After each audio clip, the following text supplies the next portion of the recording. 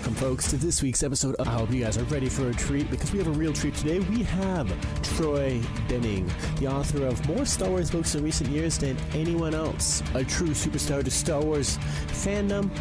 So if he's a true superstar, let's start him off the way we should always introduce a superstar. Ladies and gentlemen, welcome to Bombad Radio, Mr. Troy Denning. Let's get ready to rumble! Hi, Jeremiah. How are you doing? I am doing great. I guess the first question that our listeners really want to know is, you've written more Star Wars books than basically anyone out of the most recent, in the past 10 years or so. So the first question people want to know is, how did you start writing Star Wars? What brought you into the universe? Did Forgotten Realms influence you at all, or was it just you got contacted and you started writing Star Wars and really, really liked it? Well, I guess I would start by noting that Aaron Alston has actually written, I think, more Star Wars books than I have. In the past 10 years?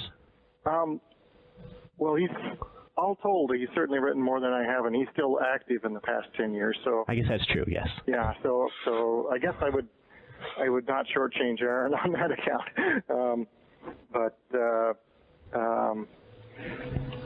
I've certainly been active in the last 10 years, and to tell you the truth, I don't really keep count of who's written them all, but I've written a lot. There's no doubt about that. And I guess how I became interested in it was, I've always been a Star Wars fan. I mean, from the time I saw A New Hope, and I began to write Star Wars actually way back for West End Games when they had the Star Wars license. I wrote a couple of multiple choice pick a path kind of books called Scoundrel's Luck and Jedi Honor, and I wrote Galaxy Guide 4 for them. And then that's before I'd actually written any novels. And then I went off and wrote, quite a few novels for WotC and TSR. And when Del Rey got the license back from Bantam, I heard they were looking for new writers, and so I sent him a note and said, hey, I used to write, game material for Star Wars. I published, I think it was, 18 or 19 novels by then. And they said, sure, send us a sample. This was a letter to Shelley. So I sent her a copy of Pages of Pain, which was a Planescape novel I had written for TSR. And I guess I didn't hear anything for many months, and then about 6 or 7 months later, she called me up and said, hey, we're ready to make an offer, which was a little bit of a surprise because I hadn't submitted an outline or even an idea at that point. But it's just one of those things, I had always been a fan and always enjoyed it and loved it. Well, your first book that you wrote in Star Wars was Star by Star, which is a very pivotal book in the New Jedi Order. It's right in the middle that, kind of flips the balance one way or another, which is actually my favorite Star Wars book ever written, which is, I love Zahn and so on, but that book captured my imagination more than any other. So what did it feel like being like the guy has the pivotal middle story in a 19-book saga that really the whole series relies on, because it's the one that tips it?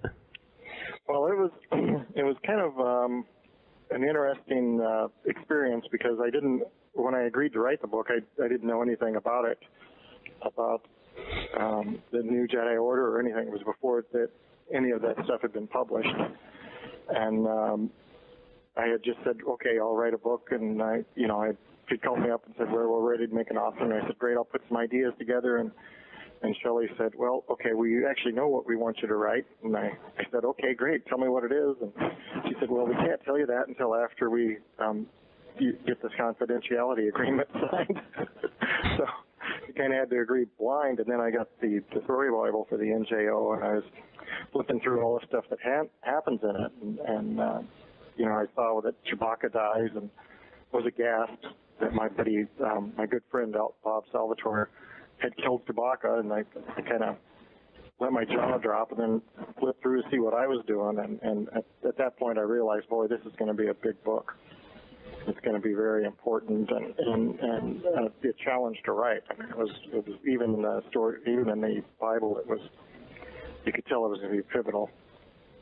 And after that, after I agreed to do it, and we started to, outline it and stuff, we had a meeting out at Skywalker Ranch, and they kept dumping more and more stuff into the book. So it became intimidating at first, but it was clearly something that was a lot of fun,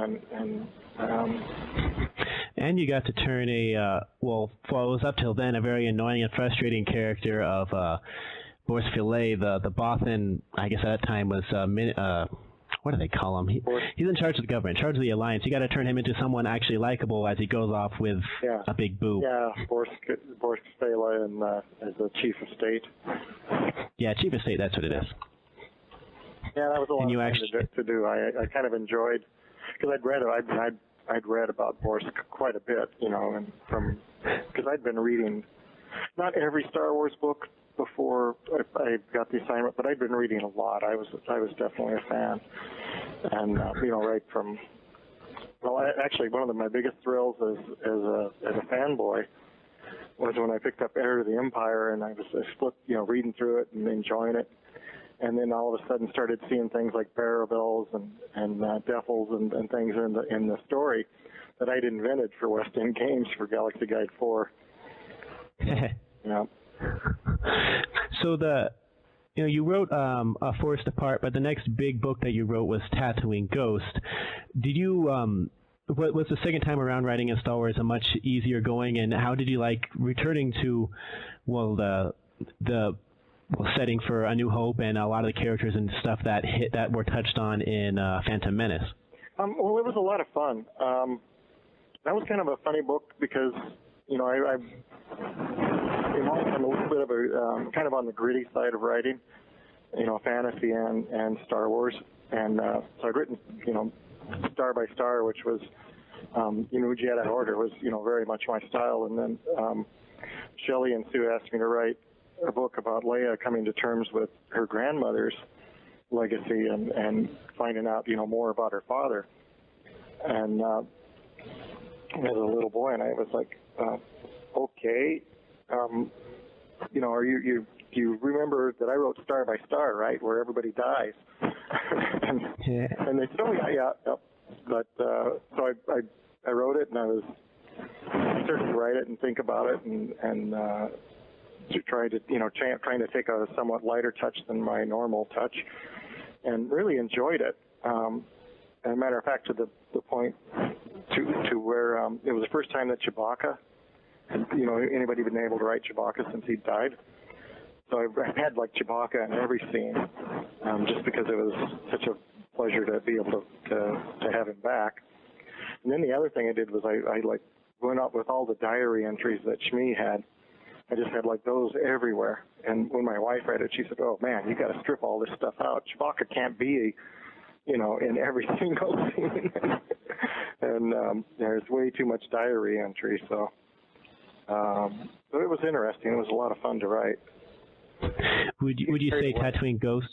Would you say Tatooine Ghost was the most fun of the Star Wars books you got to write, or at least most different for you? Every one of them is different. I mean, every one of them presents a unique challenge, and they're always fun to write.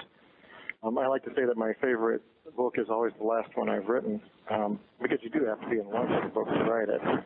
It just if you're not in love with the book, you can't do it. It's just too much work. So every book I write, I love. Some of them, 10 years later, you look back, and some of them are closer to your heart than others.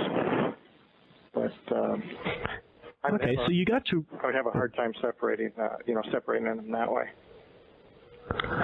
Okay, so just continue on. You got to write the Killick books, the Swarm War, I believe they call them. But that seems to be the only complete series which you've written. All the other ones you've written parts of. So was being able to write a complete series nice and relaxing after you were in Star by Star, which is one piece of a big one. Then after that you hit pieces of the next two mega series. Was it nice just to write a complete series yourself? It was fun to have complete control of it, and I had a lot of freedom. I mean, that was probably.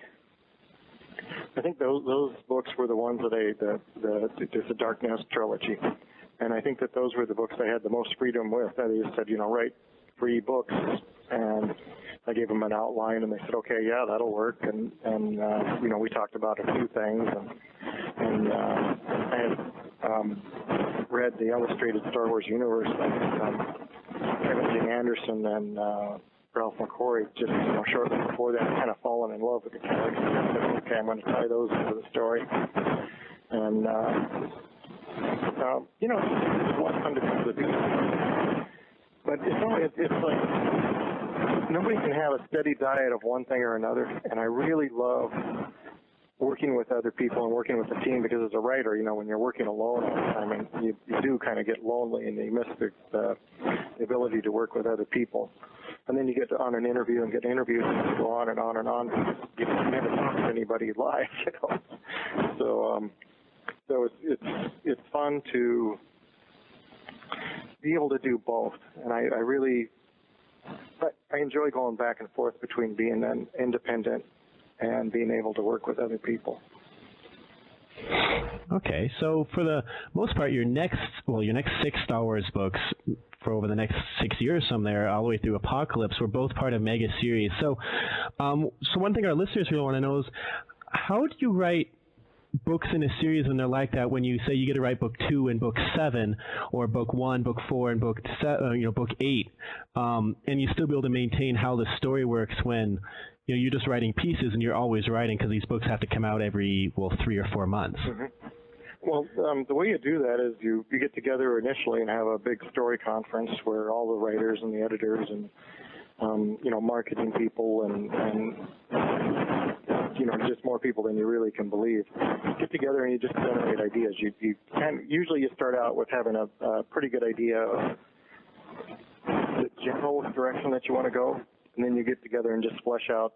We'll have these plot points in book 1 and these plot points in book 2, and you just over a few days or a couple of days you flesh out all of those ideas and write down all the plot points, and then you go back and somebody will just write a summary of what all the plot points were and email it around, and then everybody will take a look at it and see if we forgot anything or we added, if there's something else that got added that people don't like or so forth. And then once everybody's agreed on the basic list of plot points, each writer will outline his particular book in the first portion of that story. So, for instance, in Legacy of the Force, Aaron outlined book 1 and Karen outlined book 2 and I outlined book 3. And then once each person would get their outline approved, and those would all be shared around and commented on by everybody that was involved in the project. So you have a pretty good idea of where each book is going. And then as the drafts are written, you circulate the drafts, and you see, where your vision for where you thought what somebody was going to do would be, like maybe 10% off of what you thought they were, or off of what they really did. You make a little adjustments in your book, or you'd ask them to make adjustments in their manuscript. And it's just a very, very cooperative experience. It's a lot more work because there's so much coordination involved, but it's also a lot more fun. It's really rewarding because you feed on each other's ideas and each other's enthusiasm. So in both Legacy of the Force and Fate of the Jedi, you got the task of writing the conclusion to these mega series. Was there a lot of pressure to get this right? And if so, did you get a lot of support from the other writers and people to make sure that you get both of these series ended on the right note? Yeah, well, there's obviously a lot of pressure when you're entering a 9-book series, and there's a lot of effort. We really thought about the endings to both books quite a bit and went back and forth on them. And I don't know how many emails we wrote, hundreds, about we should end it this way, we should end it that way. So you're never really alone, but there is a lot of pressure to try and get it right. But it's also something, you've got a lot of momentum behind you by that point, so you're running on a lot of adrenaline and a lot of enthusiasm. And with your Fate of the Jedi books especially, the last book definitely tied it in with Clone Wars in a way that people didn't see coming that I honestly thought was pretty ingenious and got me to go through the whole series again, which I had vowed I'd never do. And when you go back through to try to catch all these connections, was that your idea to put that in there, or did someone from Lucasfilm like Leland Chee or someone say, here's an idea, you should put this in there? Well, what happened was, we had started the idea for Fate of the Jedi with the idea of we knew from the beginning, almost, from the night before the story, actually, Aaron and I and Christy had gotten together and fleshed out a lot of the ideas, and Aaron had kind of had this idea for the character that was going to be Abeloth. But he ended up being Abeloth. And he'd kind of had this idea, and we fleshed her out, and said, okay, this is who she's going to be. This is, some kind of be the Force entity and stuff. And then about halfway through the series, we were just fine-tuning all of that stuff. Because, when you start at the beginning of a series like this, you have some fairly broad strokes, and as everything develops, you kind of fine-tune everything and refine all the strokes and all the characters and all the story arcs. As we were getting to that point, when we were refining exactly who Abeloth was and how she was going to relate to the overall the Force itself, in Star Wars, Leland Chee said, you know what, this is sounding an awful lot like something that they're doing in the Clone Wars. I'll get back to you. And so he started, kind of communicating, all right, yeah, they're doing something like this in the Clone Wars, so we need to, make sure that we don't have two characters like this running around the Star Wars universe. And we kind of played a little bit of guessing games and kind of finally found out where they were going with the ones. And so it was amazing. It was like we almost designed the whole thing together. So we asked Dave Filoni and his crew to leave a couple little openings so we could fit Abeloth into the story that they were telling without limiting them in any way, but also without contradicting them or duplicating what they were trying to do. And it was one of those things.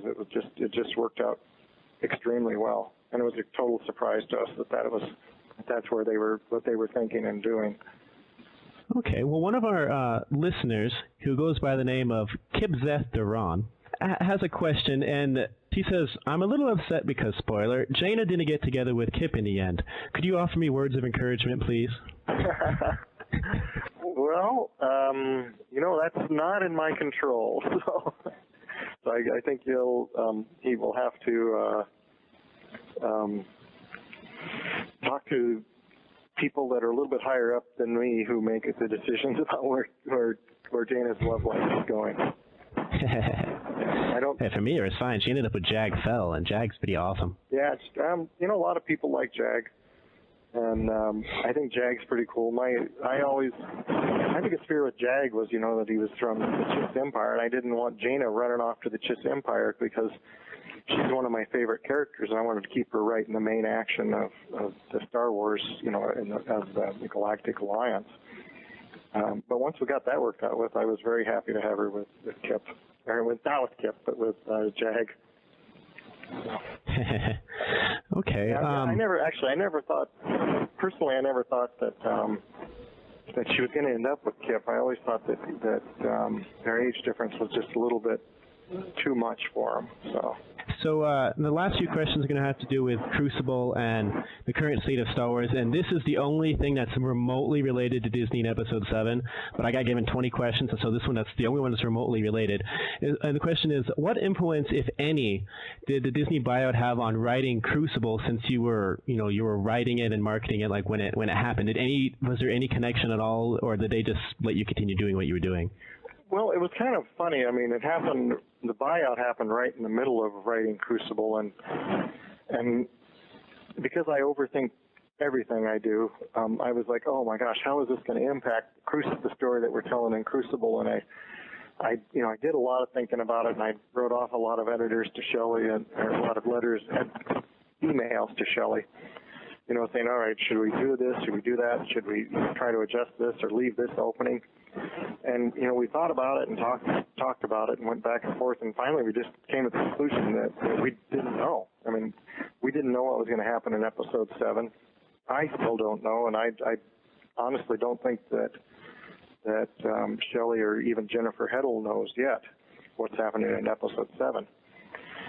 So we just came to the conclusion that, we just have to write the book pretty much as we intended, because otherwise we're just playing guessing games, and we're as likely to shoot ourselves in the foot or do something that would limit, that wouldn't really work with whatever they're thinking for episode 7. So we just ended up going back and saying, okay, well, let's just, write it with the idea in mind that, episode 7 is going to be out there and that we don't know what's going to happen. But really, there's no changes that we were even able to make because of episode 7, because we just didn't know anything. The one exception to that being that the epilogue I had originally intended to take back to Shadu Mod and have that take place there with as kind of an opening and as kind of a transition scene into where the new generation of Jedi was going to start taking off, and that we, that to kind of give it an indication that, okay, Jaina is going to be in the lead now, and Tahiri is going to be in the lead, and Lubaka, that this is going to be their time. And because we didn't know what was happening in episode 7, I just decided, I really need to place the emphasis back on Han and Leia and Luke, and close it up, kind of as where I opened it in that bar on in the space station. And so that was really the only change that we made, was just kind of viewing it as a closing frame rather than a leading frame.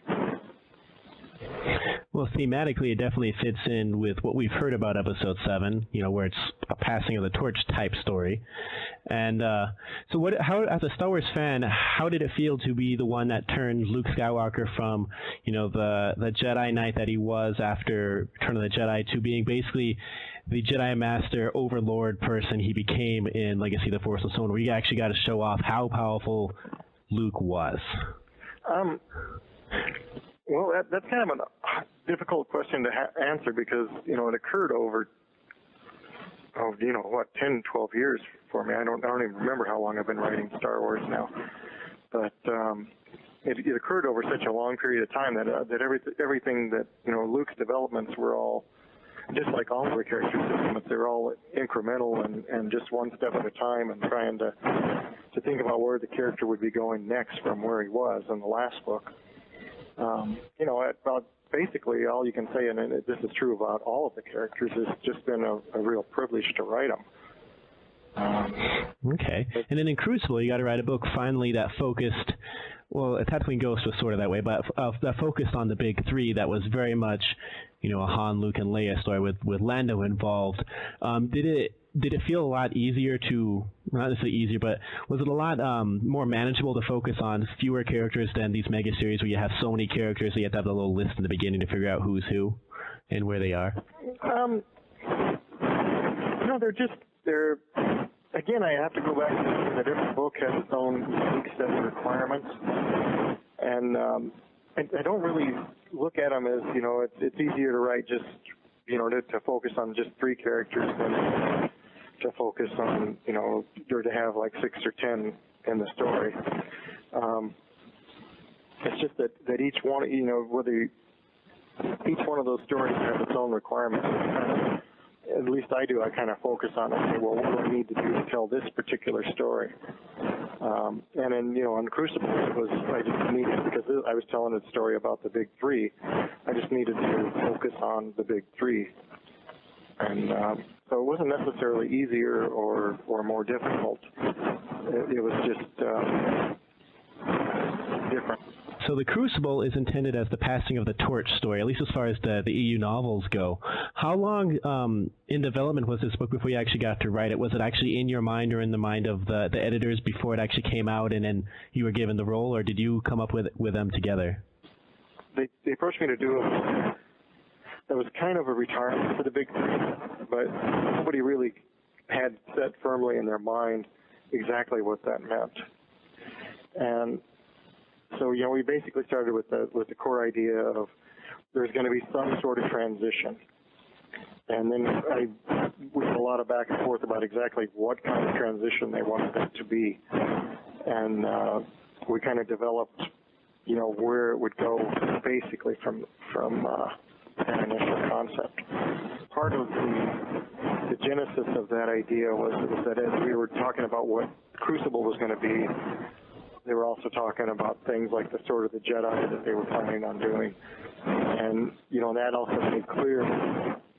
helped make clear really what Crucible's function would be.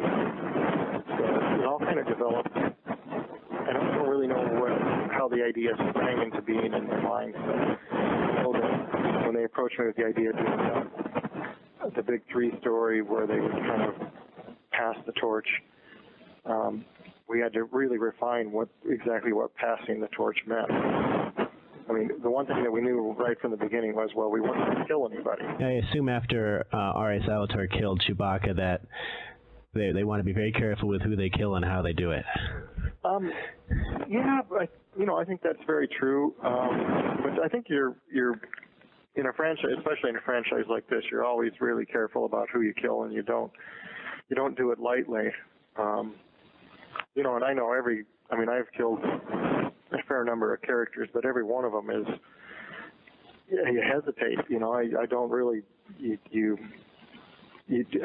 as I'm writing it, I'm trying to think of a way where I don't have to do it, and I almost invariably, you know, will write the editor a letter saying, hey, I could avoid killing them like this, and it's like, no, we have to kill them. That's part of, you know, because it's going to work for an overarching plot. It's, you know, it's part of, you know, you would never kill a character just to have an impact in one book. In series like this, I mean, like when Anakin Solo died in Star by Star. That was because of that had to happen because of what happened in the rest of the whole New Jedi Order. You know, when Jason Solo died, it was like he has to die because of where they're going next, and also because of where he's been. You know, I mean, we talked about. I kept trying to get him to be like, okay, it's not killing, we could do this and that, or no, you know, this is where we need to go with the story. So. And then some of the characters which were really affected by Anakin's death and Jason's death, well, not say Jason so much, but Anakin's, and then influence with other characters in your books, Vestara and Tahiri both made and appearances in Crucible, which I really appreciate because they're some of my favorite characters that have popped up in recent years. Like it's good to see that. Yeah, I like both Vestara and Tahiri. They're both a lot of fun to write. The scenes where Tahiri was with Boba Fett, I think it was an Apocalypse site, were some of my favorites to write. Okay, so we have a couple questions left. These are about slightly different things. So the first one is from one of our listeners, and a lot of us belong to like Star Wars role-playing boards where we get to write Star Wars stories and so on. And so he just wants to know, if people wanted to pursue writing Star Wars, how would you recommend it, and is there anything that you think they should do? Well, I would people who want to write towards the same advice I would give anybody who wants to write novels. First of all, do it for yourself. Write what you enjoy reading. You know, when I first started writing fantasy, I had a friend at a college, friend that I'd been in some writing classes with, who was loved to read romances. She was really into romances. She'd really enjoyed them and then studied them. And after I wrote my first couple of fantasy novels, she wrote me a letter asking how, you know, she could get into writing fantasy novels. And I was like, okay, well, you know, do you enjoy fantasy? And so that would be my first bit of advice: is if you love reading Star Wars, then you know you might enjoy writing it. But you have to make sure that you write what you love, and that's true of anything. The other thing is that at least in the past, I'm not 100% sure that this is true in the future, but in the past, to actually be considered for writing a Star Wars novel, you have to have published 1 or 2 novels, or at least with another publisher, with another major publisher. So you would, before you could even write a Star Wars novel, you'd have to be published doing your own thing or doing, some other shared world book. And that's just for the simple purpose of, that most of these books are assigned and they're on a schedule, and they have to know that you're going to be able to finish the book. So that's the basic advice is just write books. And then when the time is ripe, and you've written a couple of books and are ready to approach the Star Wars people, then you would write them a letter and say, hey, I've written these books, and if you'd like to take a look at them, I'd love to be considered. That's basically the way it works as far as I know. That's the way I did it anyway, 10 years ago. So we have 2 questions left. The next one comes from one of our listeners who goes by the name of Keel. Since you've written a lot of novels in Forgotten Realms and in Star Wars, which are both pre-existing universes, he wants to know, does it feel limiting or liberating to work within the framework of a universe that's not necessarily your own creation? It's not really. I would never say that I felt limited by working in a shared world. I get that question a lot, and it tends to be just the opposite. There's so much material for you to draw from that you just, you pick up as long as you're the kind of person who actually picks up the resource material and goes through it and looks at it, you'll find that, oh my gosh, there's just a million seeds for ideas out there, and they'll pop into your mind and be able to give you a lot richer story or a lot more material to draw on.